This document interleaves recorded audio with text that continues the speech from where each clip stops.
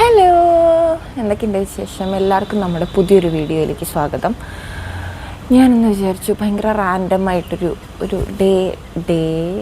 Day in my life എന്നൊക്കെ പറയാം. എത്രമാത്രം ഷൂട്ട് ചെയ്യാൻ പറ്റുമെന്ന് എനിക്കറിയില്ല, കാരണം ഞാനിത് മറന്നുപോകും. ഷൂട്ട് ചെയ്യണമെന്നുള്ളത് മറന്നുപോകും, എനിക്കത് ശീലമില്ലാത്തതുകൊണ്ട്. അപ്പം ഞാൻ കഴിയുന്നത്ര അങ്ങനെ ഡീറ്റെയിൽഡായിട്ടൊന്നും കാണിക്കുന്നില്ല, എന്നാലും എന്തൊക്കെയാണ് എന്നുള്ളത് റാൻഡമായിട്ട് കാണിക്കാം. ഭയങ്കര ചൂടാണ്, ഞാൻ ഈ പുറത്ത് നോക്കണം. ഇന്ന് നമുക്ക് രാവിലത്തേക്ക് ദോശയാണ്. പിന്നെന്തായിരുന്നു, പിന്നെ ഉച്ചയ്ക്ക് ചക്കക്കുരു മാങ്ങയും ഓണിയൻ സാലഡ്, സോയാബീൻ റോസ്റ്റ്.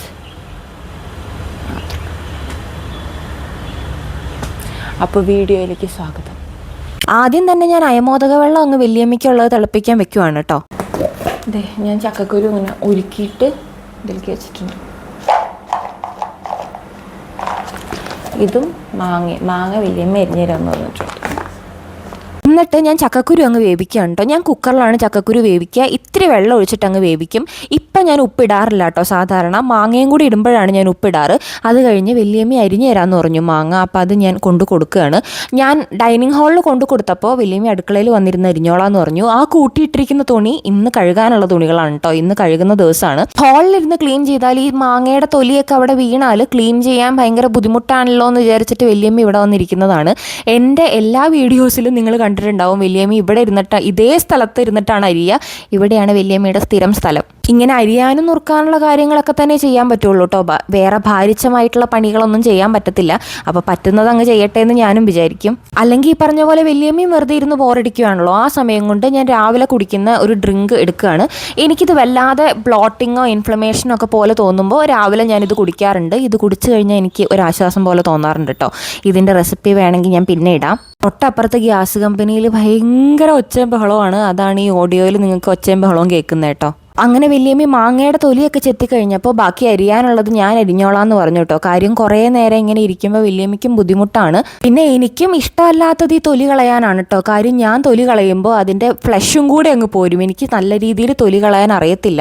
അങ്ങനെ ഞാൻ വല്യമ്മേനെയൊക്കെ എഴുന്നേപ്പിച്ച് വിട്ടിട്ട് തൊലി കളഞ്ഞു തന്ന മാങ്ങ ഞാൻ അരിയുവാണ്. ഞാൻ ഈ ഒരു രീതിയിൽ അധികം നീളമില്ലാതെ ഇച്ചിരി കട്ടിക്കാണ് ഞാൻ ചക്കക്കുരു മാങ്ങയ്ക്ക് അരിയുന്നത്. ആ സമയം കൊണ്ട് ചക്കക്കുരു അങ്ങ് വെന്തിട്ടുണ്ടായിരുന്നു. ഞാൻ വേവ് നോക്കിയപ്പോൾ പറഞ്ഞ പോലെ നല്ലപോലെ വെന്തു. അതിലോട്ട് തന്നെ ഞാൻ മാങ്ങ ഇട്ട് വേവിക്കുകയാണ് കേട്ടോ. വല്യമ്മയൊക്കെ ഇതെല്ലാം ചട്ടിയിലാണ് ഇടുന്നത്. ചക്കക്കുരു വേവിക്കുന്നതും മാങ്ങ വേവിക്കുന്നതും എല്ലാം ചട്ടിയിലാണ്. എനിക്ക് അത്രയും ക്ഷമയില്ല, അതുകൊണ്ട് ഞാൻ എല്ലാം കുക്കറിൽ തന്നെയാണ്. അതിലോട്ട് ഞാൻ 2-3 പച്ചമുളകും കൂടെ ഇതേപോലെ നീളത്തിൽ കീറി തന്നെ ഇടണം, അല്ലെങ്കിൽ ടേസ്റ്റ് വ്യത്യാസം പോലെ എനിക്ക് തോന്നിയിട്ടുണ്ട്. അത് അടച്ചു കഴിഞ്ഞപ്പോഴാണ് എനിക്ക് തോന്നുന്നത് ഉപ്പ് ഇട്ടിട്ടില്ല എന്ന് ഞാൻ മനസ്സിലാക്കിയത്. അത് കഴിഞ്ഞ് ഞാൻ ഉപ്പൊക്കെ ഇട്ടിട്ട് അടച്ച് വേവിച്ച് വെച്ചു. എന്നിട്ട് അതിൻ്റെ വേസ്റ്റ് ഞാൻ ഇതേപോലെ അടുക്കളയിൽ ഒരു ഐസ്ക്രീം പാട്ടയാണത് ആക്ച്വലി, അത് വെച്ചിട്ടുണ്ട്. അതിലോട്ട് വേസ്റ്റ് വെച്ചിട്ട് വൈകുന്നേരം കൊണ്ട് കളയലാണ് പതിവ്. അല്ലാണ്ട് ഇടയ്ക്കിടയ്ക്ക് ഇങ്ങനെ അതായത് വേറെ പാത്രം എടുത്തെടുത്ത് വേസ്റ്റ് എനിക്കത് ഇഷ്ടമല്ല കേട്ടോ. എന്നിട്ട് ഞാൻ സാലഡിനുള്ള സവോളയും തക്കാളി മറ്റേ തൈര് സാലഡ് ഉണ്ടല്ലോ, സർലാസ് എന്നാണ് ഇവിടെ പറയുന്നത്, അതുണ്ടാക്കാൻ വേണ്ടിയിട്ട് സവോളയും തക്കാളിയും, പിന്നെ നമ്മൾ സോയാ റോസ്റ്റ് ഉണ്ടാക്കണ്ടല്ലോ അതിന് വേണ്ടിയിട്ടും സവോളയും തക്കാളിയും എടുത്തിട്ടുണ്ട് കേട്ടോ. എന്നിട്ട് ഞാൻ വല്യമ്മയ്ക്ക് ദോശ ചുട്ടു കൊടുക്കുകയാണ്. രാവിലെ ദോശയാണ് കേട്ടോ. എനിക്ക് വിശപ്പുള്ള ദിവസങ്ങളിൽ മാത്രമാണ് രാവിലെ ഞാൻ അങ്ങനെ കാര്യമായിട്ട് കഴിക്കുകയുള്ളൂ. ഇന്നിപ്പം ഞാൻ ആ വെള്ളം കുടിച്ചത് കൊണ്ടും എനിക്കൊരു സുഖമില്ലായ്മ ഉള്ളത് കൊണ്ടും ഞാൻ രാവിലെ ഭക്ഷണമൊന്നും കഴിക്കുന്നില്ല. അതുകൊണ്ട് വല്യമ്മയ്ക്കുള്ള 2 ദോശ അങ്ങ് ചൂടാമെന്ന് വിചാരിച്ചു. ആ സമയം കൊണ്ട് ഞാൻ സവോള അങ്ങ് തൊലി പൊളിച്ചെടുക്കുവാണ്. ഞാൻ എപ്പോഴും സവോള ഇങ്ങനെ 2ആയിട്ട് മുറിച്ചിട്ട് അങ്ങനെ മുകളിലത്തെ ലെയർ അങ്ങ് തൊലി പൊളിച്ച് കളയാറാണ് പതിവ്. അല്ലെങ്കിൽ ഇത് പൊളിക്കാൻ തുടങ്ങുമ്പോഴേക്കും ഞാൻ നീറാൻ തുടങ്ങും കണ്ണ്. പിന്നെ എനിക്ക് തലവേദന എടുക്കും, തുമ്മും, ഭയങ്കര പ്രശ്നമാണ്. അപ്പോൾ എനിക്ക് എളുപ്പത്തിന് ഇങ്ങനെ ചെയ്യുവാണെങ്കിൽ പെട്ടെന്ന് പണി കഴിയുകയും ചെയ്യും. സവാള നല്ല നീറ്റാവും കേട്ടോ. എനിക്ക് കുറച്ചും കൂടി നീറ്റാവുന്നതും, അതായത് ഒരു ബ്ലാക്ക് പാച്ച് പോലെ വരുമല്ലോ ഈ സവാളയ്ക്ക്, അതൊക്കെ പോവും ഇങ്ങനെ ചെയ്യുവാണെങ്കിൽ. ഒരിത്തിരി വേസ്റ്റേജ് ഉണ്ട്, എന്നാലും കുഴപ്പമില്ല. ആ സമയം കൊണ്ട് ഒരു ദോശ ആയിട്ടുണ്ടായിരുന്നു. അപ്പോൾ ഞാനതെടുത്തിട്ട് കൊണ്ടു കൊടുക്കുകയാണ്. എന്നിട്ട് അതേ ചട്ടിയിൽ അടുത്ത ദോശ ഒഴിച്ചിട്ടാണ് ഞാൻ വല്യമ്മയ്ക്ക് കൊണ്ടു കൊടുക്കുക കേട്ടോ. അപ്പോഴേക്കും ഞാൻ സവോളയൊക്കെ ക്ലീൻ ചെയ്തിട്ടുണ്ടായിരുന്നു. എന്നിട്ട് ഞാനത് വെള്ളം ഒഴിച്ചിട്ട് ഇത്തിരി നേരം വെക്കും കേട്ടോ. അപ്പോൾ അതിൻ്റെ ആ കട്ടിപ്പ് അങ്ങ് മാറിക്കിട്ടും. എന്നിട്ട് ഞാൻ ദോശ ഇടയ്ക്കിടയ്ക്ക് പൊക്കി നോക്കുകയാണ്. ഈ കല്ല് പെട്ടെന്നാവും കേട്ടോ ദോശ. അതുകൊണ്ട് ഭയങ്കര എളുപ്പമാണ്, അതേപോലെ പണി കിട്ടാനും ചാൻസ് ഉണ്ട്. അപ്പോഴേക്കും മാങ്ങ വെന്തിട്ടുണ്ടായിരുന്നു. ഞാൻ അതിലോട്ട് അരപ്പ് ചേക്കുകയാണ്. അരപ്പിന് വേറെ ഒന്നുമില്ല, തേങ്ങ, മുളക് പൊടി, മഞ്ഞൾപ്പൊടി, ഇത്രയും മാത്രമേ ഉള്ളൂ. വേറെ ഉള്ളിയോ ഇഞ്ചിയോ അങ്ങനെ ഒന്നും ഇടേണ്ട ആവശ്യമില്ല. അതുകൊണ്ടാണ് ഞാൻ സെപ്പറേറ്റ് ഇട്ട് കാണിക്കാഞ്ഞത്. ഒരു പിടി തേങ്ങ, ഇപ്പോൾ 2 പേർക്കാണെങ്കിൽ ഒരു പിടി തേങ്ങ, ഒരിത്തിരി മഞ്ഞൾപ്പൊടി, മുളക് പൊടി, അത് മാത്രം മതി. എന്നിട്ട് ഞാൻ മിക്സിയൊക്കെ കൊണ്ടുവയ്ക്കുവാണ്. എന്നിട്ട് ഇത് നന്നായി തിളച്ച് കഴിയുമ്പോൾ അതങ്ങ് മാറ്റി വെച്ചാൽ മതി. ചക്കക്കുരു മാങ്ങയും കറി റെഡി. അടിപൊളി ടേസ്റ്റാണ് കേട്ടോ. അതായത് ഞാൻ ഉണ്ടാക്കിയ അത്ര ടേസ്റ്റ് വരില്ല, പക്ഷേ വല്യമ്മി ഇതിങ്ങനെ കല്ലിലൊക്കെ, അതായത് മറ്റേ കൽച്ചട്ടിയില്ലേ അതിലാണ് ഉണ്ടാക്കുക. അപ്പോൾ നല്ല ഇങ്ങനെ കുറുകി സെറ്റായി നല്ല ടേസ്റ്റിൽ വരും. അത്രയൊന്നും എൻ്റെ അടുത്ത് വരില്ല. എന്നിട്ട് ഞാൻ കഴുകാനുള്ള പാത്രങ്ങൾ ഒരു ട്രിപ്പ്, അതായത് കുറച്ച് പണി കഴിയുമ്പോൾ ഒരു ട്രിപ്പ് പാത്രങ്ങൾ അങ്ങ് കഴുകാനുണ്ടാവുമല്ലോ, അതൊക്കെ ഞാൻ അങ്ങ് ആദ്യം കഴുകും. അതായത് ഒരു സെറ്റ് അങ്ങനെയാണ് ഞാൻ കഴുകുക. എനിക്കിങ്ങനെ ഒരുപാട് കൂട്ടിയിട്ടിരിക്കുന്നതും ഇഷ്ടമല്ല, എന്നാൽ ഇടയ്ക്കിടയ്ക്ക് പോയി കഴുകുന്നതും ഇഷ്ടമല്ല. എന്നിട്ട് അവിടെയൊക്കെ ഞാൻ വൃത്തിയാക്കി. തൈരിൻ്റെ പാട്ടയാണ് കേട്ടോ അത് ഞാനിപ്പോൾ കഴുകുന്നില്ല, വെള്ളം ഒഴിച്ചൊന്ന് കുതിർത്തിട്ട് വേണം കഴുകാൻ. വല്യമ്മ എന്നിട്ട് ഭക്ഷണമൊക്കെ കഴിച്ച് കഴിഞ്ഞപ്പോൾ ഞാൻ മരുന്ന് കൈയോടെ എടുത്ത് കൊടുത്തതാണ് കേട്ടോ മുറിയിൽ നിന്ന്. അല്ലെങ്കിൽ ഞാനും മറക്കും, വല്യമ്മയും മറക്കും. വല്യമ്മീനെ നോക്കാൻ ആദ്യമായിട്ട് നിന്ന സമയത്ത് ഞാനിത് ഇടയ്ക്കിടയ്ക്ക് മറക്കുമായിരുന്നു. ഇപ്പോൾ കുറേ ആയിട്ട് ഞാനങ്ങനെ മറവ് കുറവാണ്. എന്നാലും ആ സമയത്ത് അങ്ങ് എടുത്തു കൊടുത്തില്ലെങ്കിൽ ഇതേപോലെ ഞാനും മറക്കും കേട്ടോ. എന്നിട്ട് ഞാൻ സോയാബീൻ റോസ്റ്റാണ് ചെയ്യുന്നത്. എളുപ്പത്തിലുള്ളൊരു സോയാ റോസ്റ്റാണ്. അതിലേക്കുള്ള സവോളയും തക്കാളിയും ഞാനങ്ങ് അരിയുവാണ്. ഒരു സവോള മാത്രമാണ് ഞാൻ സാലഡിന് എടുക്കുന്നത്. 1-2 സവോളയാണ് ഞാൻ സാലഡ് എന്ന് വെച്ചാൽ തൈരൊക്കെ ഒഴിച്ച സർലാസ് ഉണ്ടല്ലോ, അതാണ്. ബാക്കിയുള്ളതൊക്കെ ഞാൻ സോയാ റോസ്റ്റിലേക്കാണ് ഇടുന്നത്. ഇത് ഭയങ്കര എളുപ്പമാണ്. തക്കാളി, സവോള, പച്ചമുളക്, ഇത് ഇത്രയും, മഞ്ഞൾപ്പൊടി, മുളക് പൊടി, മല്ലിപ്പൊടി ഇല്ല, ഗരം മസാല, ഈ 3 പൊടികളും ഇത്തിരി വെള്ളം ഒഴിച്ചിട്ട് നന്നായിട്ട് അങ്ങ് വിസിലടുപ്പിക്കണം. ഇപ്പം സോയ ഇതിൽ ആഡ് ചെയ്യരുത്. ആ സമയം കൊണ്ട്, അതായത് ഈ മസാല ഒന്ന് വെന്ത് വരുന്ന സമയം കൊണ്ട് തക്കാളി, സവോള, പച്ചമുളക്, മഞ്ഞൾപ്പൊടി, മുളക് പൊടി, ഗരം മസാല, ഇത്തിരി വെള്ളം, ഇത് നന്നായി വെന്ത് വരുമ്പോൾ, അത് കണ്ടോ ഞാൻ ഉപ്പിടാൻ മറന്നതാണ്, നിങ്ങൾ ഉപ്പ് ഇടണം കേട്ടോ ആ കൂടെ. മസാല ഒരു 4-5 വിസിൽ നന്നായി വെന്ത് കഴിയുമ്പോഴേക്കും ആ സമയം കൊണ്ട് നമുക്ക് സോയ ഒരിത്തിരി ഉപ്പും ഇത്തിരി വെള്ളം ഒഴിച്ചിട്ട് ഒന്ന് തിളപ്പിച്ചെടുക്കണം. സാധാരണ എല്ലാവരും തിളച്ച വെള്ളത്തിൽ ഇടുകയാണ് ചെയ്യുക. ഞാൻ ഇതെല്ലാം കൂടെ ഇട്ടിട്ട് ഒന്ന് തിളപ്പിക്കുകയാണ് ചെയ്യാറ് കേട്ടോ. അത് ആവുന്ന സമയം കൊണ്ട് ഞാൻ എൻ്റെ ഡ്രിങ്ക് അങ്ങ് കുടിച്ചതാണ്. എനിക്ക് ചൂടോടെ ഒന്നും കുടിക്കാൻ പറ്റില്ല. അതുകൊണ്ട് ഞാൻ എന്ത് സാധനവും ഉണ്ടാക്കി വെച്ച് ആറി കഴിഞ്ഞിട്ടാണ് ഞാൻ കുടിക്കുകയുള്ളൂ. അത് ആ സമയം കൊണ്ട് ഞാൻ സർലാസിനുള്ള സവോള ഉണ്ടല്ലോ, അതിങ്ങനെ നീളത്തിലരിഞ്ഞിട്ട് ഇത് നന്നായിട്ട് ഉപ്പ് കൂട്ടി തിരുമ്മും. അതായത് നമ്മൾ ചില സർലാസുകൾ കൂട്ടുമ്പോൾ ഒരു കട്ടിപ്പ് പോലെ, അതായത് സവോളയുടെ ആ കട്ടിപ്പ് പോവാത്ത പോലെ ഉണ്ടാവില്ലേ, അപ്പോൾ അതിന് വേണ്ടിയിട്ട് ഈ സവോള ഇങ്ങനെ നീളത്തിൽ അരിഞ്ഞതിന് ശേഷം ഉപ്പിട്ടിട്ട് നന്നായിട്ട് തിരുമ്മണം. ഇച്ചിരി മെനക്കെട്ട പരിപാടിയാണ്, പക്ഷെ ഞാനിതിലിപ്പോൾ എക്സ്പേർട്ടാണ് കേട്ടോ. എനിക്ക് എപ്പോഴും ഇങ്ങനെ തിരുമ്മി കിട്ടുന്ന സാലഡാണ് അല്ലെങ്കിൽ സർലാസാണ് ഇത്രയോട് ഇഷ്ടം. ഇത് നന്നായി ഇടിച്ച് പിഴിഞ്ഞതിൻ്റെ നീര് നന്നായി വരണം. എന്നിട്ട് ഇതൊരു 10-15 മിനിറ്റ്, എത്ര സമയം വെക്കാവോ അത്രയും സാലഡിന് ടേസ്റ്റ് കൂടും. ഞാൻ ഇങ്ങനെ പണിയൊക്കെ തുടങ്ങുന്നതിന് മുന്നേ അങ്ങ് തിരുമ്മി വെക്കും. എന്നിട്ട് പണിയൊക്കെ കഴിയുമ്പോഴേക്കും പിഴിഞ്ഞെടുക്കുകയാണ് ചെയ്യുക. കണ്ടോ, ഈ സമയമാകുമ്പോഴേക്കും അങ്ങ് തട്ടിപ്പൊത്തി വെക്കണം. എന്നിട്ട് സർലാസ് ആകുമ്പോഴേക്കും ഇതങ്ങ് പിഴിഞ്ഞെടുക്കണം. അതായത് സവോള പിഴിഞ്ഞെടുക്കണം. ആ സമയമായപ്പോഴേക്കും പിന്നെയും പാത്രങ്ങൾ കഴുകാൻ വന്നിട്ടുണ്ട്. ഞാൻ അതും കൈയോടെ എടുത്ത് കഴുകുകയാണ്. എനിക്കിങ്ങനെ ഈ മൂലയിലാണല്ലോ സിങ്ക് ഇവിടെ, ഇതൊന്നും നമുക്ക് ചെയ്യാനും പറ്റില്ല ആ സമയത്ത്. അതായത് വീട് വെക്കുന്ന സമയത്ത് അങ്ങനെ വെച്ചും പോയി, പിന്നെ ഒരു രക്ഷയുണ്ടായില്ല. അപ്പോൾ ആ സമയത്ത് വെള്ളം വല്യമ്മയ്ക്കുള്ള കുളിക്കണം എന്ന് പറഞ്ഞിട്ടുണ്ടായിരുന്നു. ഞാൻ 1.5 അല്ലെങ്കിൽ ഡെയിലി ആ രീതിയിലാണ് കുളിപ്പിക്കുന്നത്. അപ്പോൾ ചൂടുവെള്ളം വേണം. ഇവിടെ ഹീറ്ററിന് സംവിധാനം ഇല്ല കേട്ടോ. ഇതേപോലെ സിങ്കിൻ്റെ കാര്യം പറഞ്ഞ പോലെയാണ്. അപ്പം ഞാൻ ഗ്യാസിലാണ് വെള്ളം ചൂടാക്കുന്നത്. അപ്പോൾ ഒരു കലം വെള്ളം ഞാൻ ചൂടാക്കിക്കൊണ്ടിരിക്കുമ്പോഴാണ് വല്യമ്മ വന്നത്. ഞാൻ ആദ്യം വിചാരിച്ചു വെള്ളം ചൂടാക്കുന്നതിൻ്റെ കാര്യം പറയാനാണെന്ന്. പക്ഷേ അല്ല, നമ്മൾ കൊല വെട്ടിയിട്ടുണ്ടായിരുന്നു. നമ്മുടെ പറമ്പിൽ നിന്ന് ഒരു ഞാലിപ്പൂവൻ കൊല കിട്ടിയിട്ടുണ്ടായിരുന്നു. അത് പഴുപ്പിക്കാൻ വെച്ചതാണ് ആക്ച്വലി. പക്ഷേ വല്യമ്മ പറഞ്ഞു ഇതിങ്ങനെ മൂടിക്കെട്ടി വെച്ചാലാണ് പഴുക്കൂ എന്നും പറഞ്ഞ് എൻ്റെ ഏപ്രൺ എടുത്തിട്ട്, മറ്റേ ഏപ്രൺ അല്ലേ ഇത്, അതെടുത്തിട്ട് മറ്റേ കൊലേനെ മൂടിക്കെട്ടി വെക്കുകയാണ് കേട്ടോ. ഇങ്ങനത്തെ കാര്യങ്ങളിലൊക്കെ പുള്ളിക്കാരിക്ക് ഭയങ്കര ഇൻട്രസ്റ്റ് ആണ്. പക്ഷേ ഇതേപോലെയാണ്, സ്റ്റിക്ക് എവിടെയെങ്കിലും വെച്ച് അവിടെ മറക്കും, പിന്നെ ചീത്ത പറയണം, എന്നാലാണ് ഓർത്തെടുത്ത് നടക്കുകയുള്ളൂ. ഇതില്ലാണ്ട് നടക്കരുതെന്ന് ഡോക്ടർ പറഞ്ഞിട്ടുണ്ട്. ആ സമയം കൊണ്ട് ഞാൻ സോയയൊക്കെ വെള്ളത്തിലിട്ട് നന്നായിട്ട് പിഴിഞ്ഞെടുത്തിട്ടുണ്ടായിരുന്നു. അതായത് പച്ചവെള്ളം ഒഴിച്ചിട്ട് നന്നായി ചൂട് മാറ്റിയിട്ട് ഇതിങ്ങനെ പിഴിഞ്ഞെടുക്കണം. എല്ലാവർക്കും അറിയുന്ന സാധനം തന്നെയാണ്. എന്നിട്ട് അത് ഈ നമ്മൾ റോസ്റ്റ് ചെയ്ത, അതായത് മറ്റേ വിസിലടുപ്പിച്ച മസാല ഉണ്ടല്ലോ അതിലോട്ട് അതിട്ടിട്ട് സോയ ഇട്ടിട്ട് ഒരിത്തിരി വെള്ളവും കൂടി ഒഴിച്ചിട്ട് ഒറ്റ വിസിലും കൂടെ വേവിക്കണം കേട്ടോ. നല്ല അടിപൊളി സോയാ റോസ്റ്റ് കിട്ടും. വെള്ളം ഇച്ചിരി ജാസ്തിയാണെങ്കിൽ ഒന്നും കൂടി ഒന്ന് വറ്റിച്ചെടുത്താൽ മതി. അടിപൊളിയാണ്, പെട്ടെന്നാവും, നല്ല ടേസ്റ്റുമാണ് കേട്ടോ ഈ ഒരു കോമ്പിനേഷൻ. എന്നിട്ട് ഞാൻ വല്യമ്മയുടെ വെള്ളം ചൂടായപ്പോൾ അതങ്ങ് ഒഴിച്ചിട്ട് ഇതങ്ങ് കുളിമുറിയിലേക്ക് കൊണ്ടുവയ്ക്കുകയാണ്. അവിടെ കൊണ്ടുവച്ച് കൊടുത്ത് വല്യമ്മേനൊന്ന് കുളിമുറിയിൽ കയറ്റി വെച്ച് കൊടുത്താൽ പിന്നെ നന്നായിട്ടങ്ങ് കുളിച്ചോളും, വേറെ പണിയൊന്നുമില്ല. ആ സമയം കൊണ്ട് ഞാൻ അരിക്കുള്ള വെള്ളം അടുപ്പത്ത് വെച്ചിട്ട് അരി ഇടുവാണ്. അല്ലെങ്കിൽ ഉച്ചയ്ക്ക് കറി മാത്രം കൂട്ടി തിന്നേണ്ടി വരും. ഞാൻ എപ്പോഴും അതെ കേട്ടോ. കറി വെക്കും, പക്ഷെ ചോറ് അരി ഇടാൻ മറക്കും. അതുകൊണ്ട് ഞാൻ അരി ഇങ്ങനെ ഓർത്തിടും.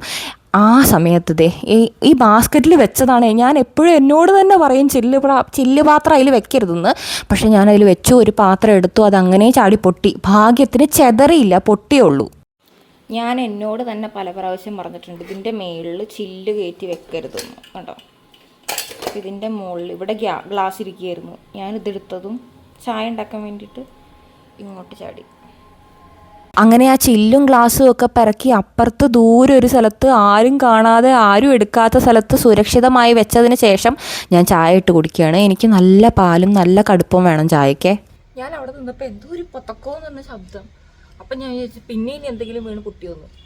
അപ്പം നോക്കിയപ്പോൾ മാങ്ങ ചാടിയതാ, പഴുത്ത മാങ്ങ ചാടി.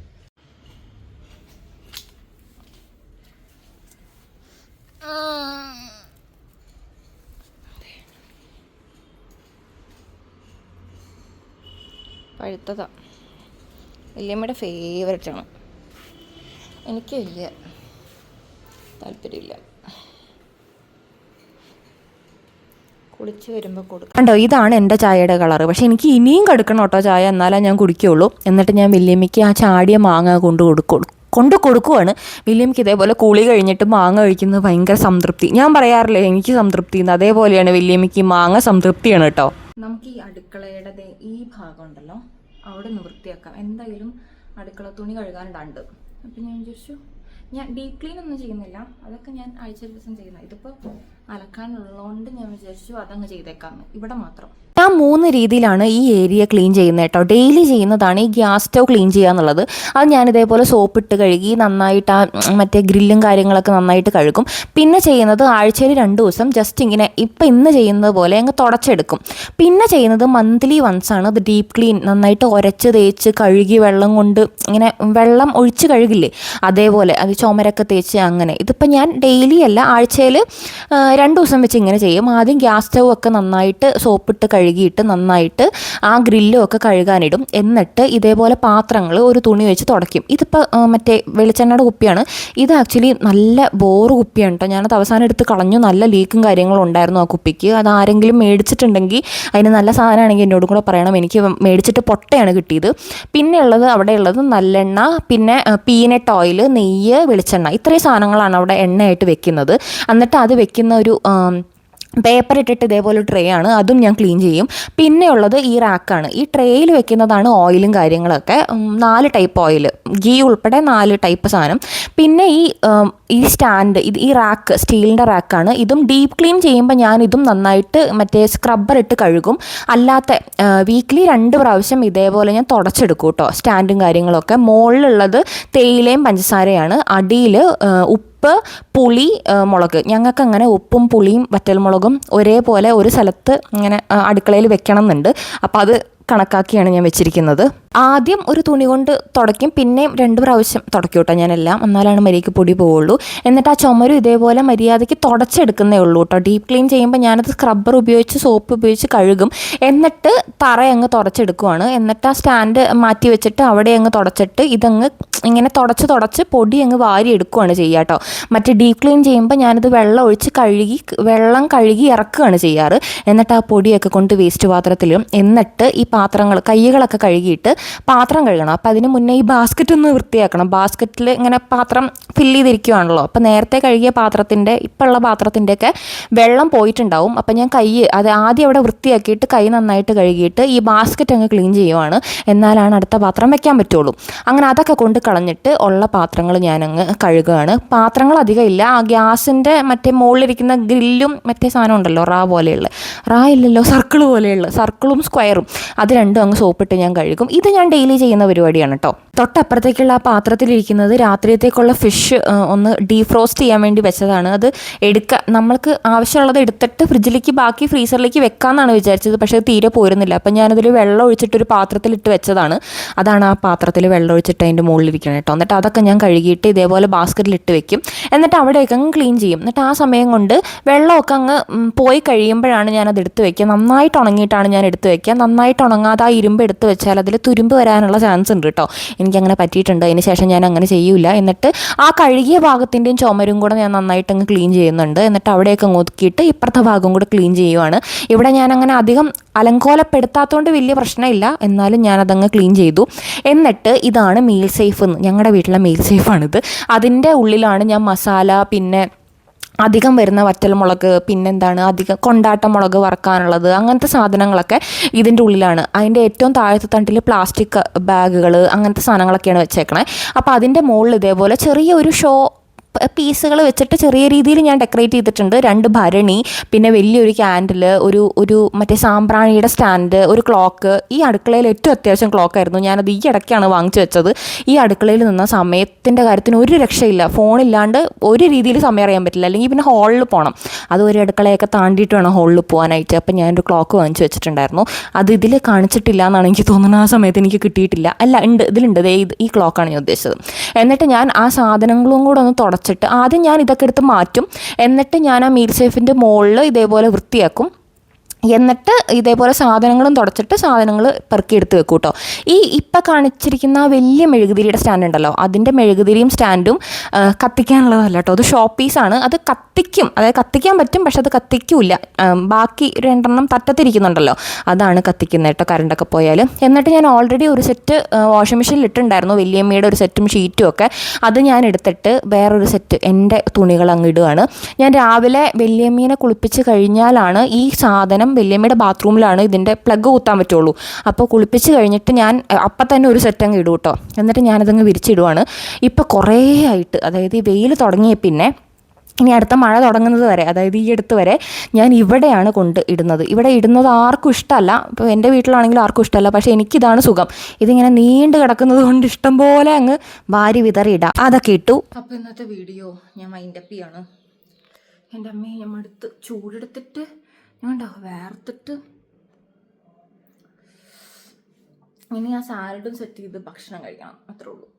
അത് കഴിഞ്ഞാൽ പിന്നെ ഞാൻ റെസ്റ്റാണ്. ഒന്നും ഭയങ്കര പണിയായിരുന്നു. അപ്പോൾ എന്താ ഇന്നത്തെ വീഡിയോ, എനിക്കറിയില്ല ഇങ്ങനത്തെ കാര്യങ്ങൾ എങ്ങനെ എടുക്കുക എന്നുള്ളത് എനിക്ക് വലിയ ഐഡിയ ഇല്ല. ഞാൻ വിചാരിച്ചൊരു മോർണിംഗ് ടു 1 o'clock, എന്താ 1 o'clock ആയിട്ടില്ല. ഇനിയിപ്പോൾ അടുക്കളയിലത്തെ തുണിയും കൂടെ തിരുമ്പിയിടണം. അപ്പോൾ ഇന്നത്തെ വീഡിയോ എല്ലാവർക്കും ഇഷ്ടപ്പെട്ടു എന്ന് വിചാരിക്കുന്നു. അടുത്തൊരു വീഡിയോ ആയിട്ട് കാണാം.